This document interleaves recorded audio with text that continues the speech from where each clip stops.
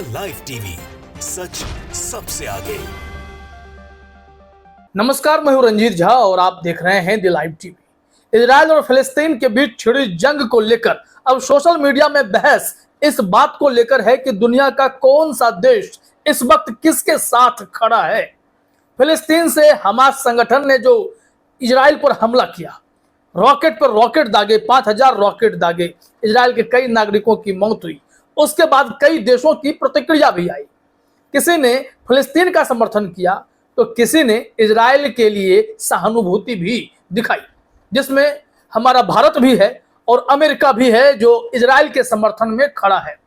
लेकिन दूसरी तरफ कई इस्लामिक कंट्रीज हैं, चाहे वो बहरीन हो, लेबनान हो, तुर्की हो, इसके अलावा इस्तांबुल हो, कई ऐसे देश, यूएई की भी बात कर लेते हैं, इसमें ईरान की भी बात कर लेते हैं, ये सब फिलिस्तीन के समर्थन में खड़े हैं।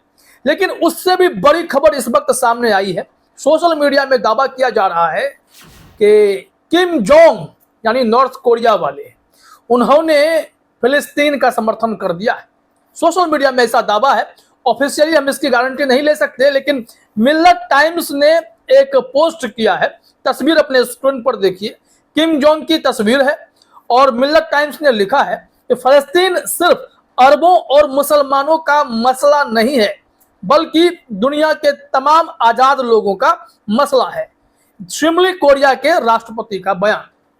अब ये जो तस्वीरें हैं, जो ट्वीट हुआ है, इसके क्या मायने हैं?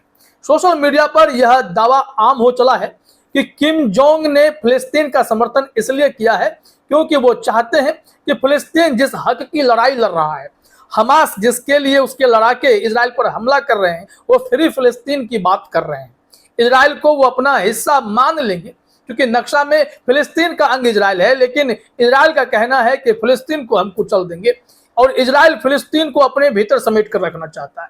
कुछ इस तरीके के विवाद हैं जो 1948 से लगातार चले आ रहे हैं और इस वक्त फ्री फिलिस्तीन को लेकर ही यहां हमास ने इतना बड़ा हमला इजराइल पर किया।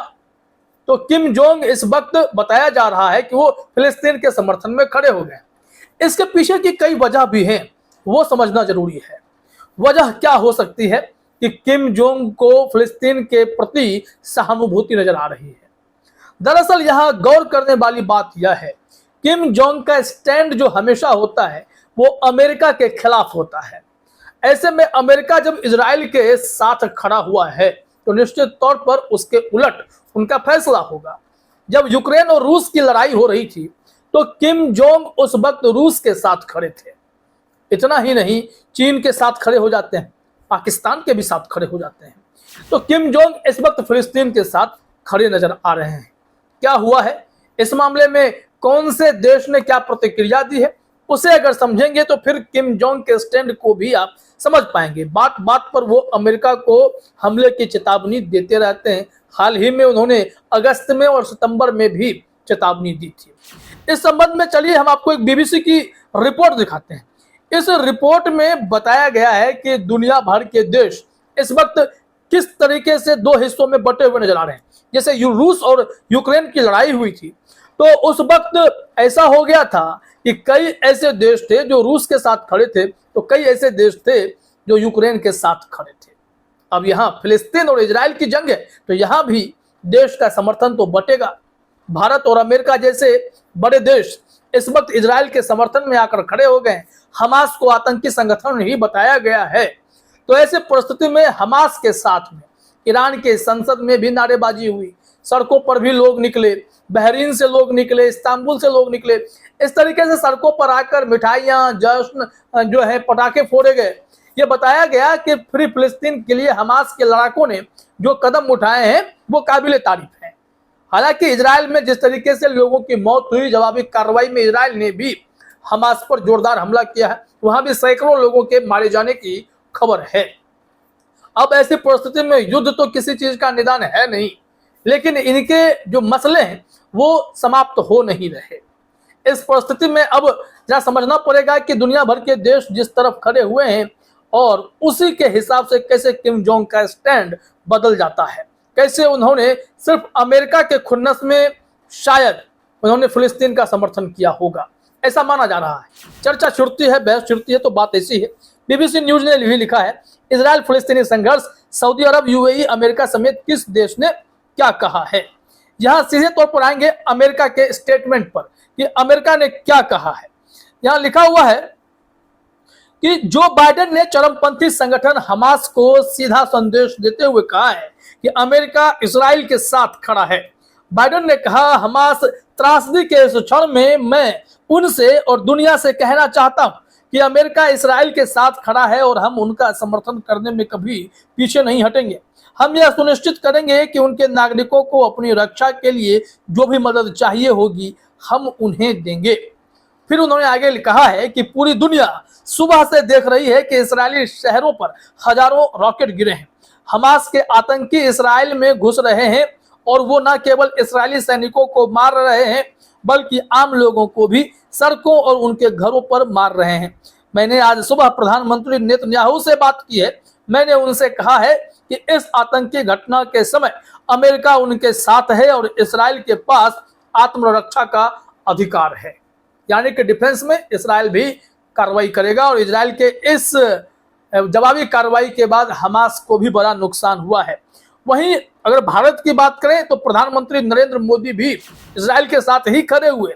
उन्होंने ट्वीट में लिखा भी है कि पीएम मोदी ने सोशल मीडिया प्लेटफॉर्म एक्स पर लिखा, इजराइल में हुए आतंकी हमले की खबर से स्तब्ध हूं।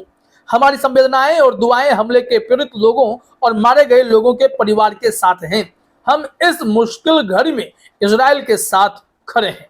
ऐसे में भारत ने एकदम से इजराइल का साथ दिया है। वैसे भी कहा जाता है इजराइल के जो प्रधानमंत्री नेतन्याहू हैं वो प्रधानमंत्री मोदी के अच्छे दोस्त हैं।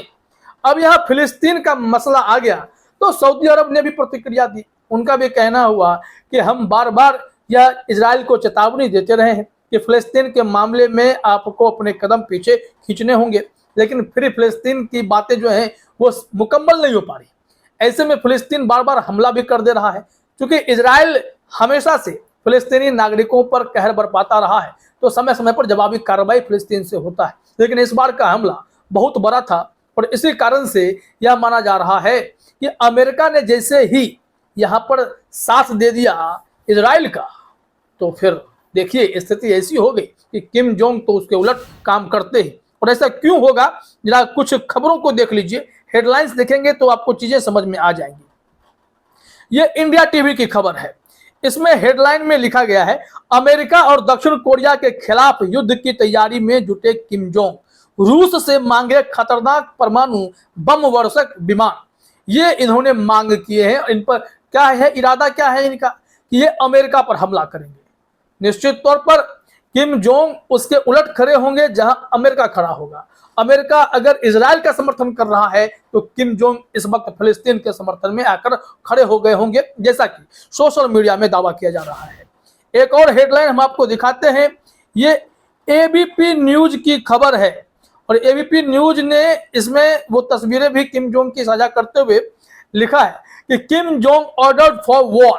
किम जोंग ने सेना को दिया युद्ध के लिए तैयार रहने का आदेश। और ये आदेश किस लिए आया, क्योंकि इसमें आगे कहा गया है कि अमेरिका दक्षिण कोरिया अभ्यास से पहले किया ऐलान। यानी कि वहां पर जो संयुक्त अभ्यास होता है कई देश करते हैं, तो अमेरिका और दक्षिण कोरिया कर रहा था, जो कि नॉर्थ कोरिया वाले किम जोंग को बर्दाश्त नहीं हुआ। उन्होंने हमले की बात कह दी। अब यहीं पर आइए आज तक की भी एक हेडलाइन को आपको दिखा देते हैं। क्योंकि यहाँ पर सेंटर फोकस अमेरिका है। अमेरिका जो करेगा उसके उलट किम जोंग कर देता है। यहाँ लिखा हुआ है, पुतिन और किम जोंग उनकी मुलाकात से बौखलाया अमेरिका, चीन का दावा। यानी कि स्थिति एकदम क्लियर है।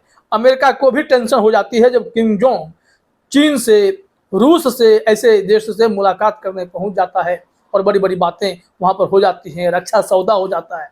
तो अमेरिका इस मामले में चेतावनी देता है और दूसरी तरफ किम जोंग तो हमेशा युद्ध के लिए ही तैयार रहते हैं। यहाँ पर यह मसला यही है कि जो फिलिस्तीन की लड़ाई है, जो उनके आज़ादी की लड़ाई है, जिसमें हमास जो फ्रीडम फाइटर खुद को कहते हैं और दुनिया के कई देश उन्हें आतंकवादी भी कहते हैं, तो ऐसे हमास के हमले का अब समर्थन किम जोंग की तरफ से किया जा रहा है। सोशल मीडिया में ऐसा दावा है। फिलहाल इस वीडियो में इतना ही। आप सभी का हमसे जुड़ने के लिए बहुत बहुत धन्यवाद। द लाइव टीवी, सच सबसे आगे।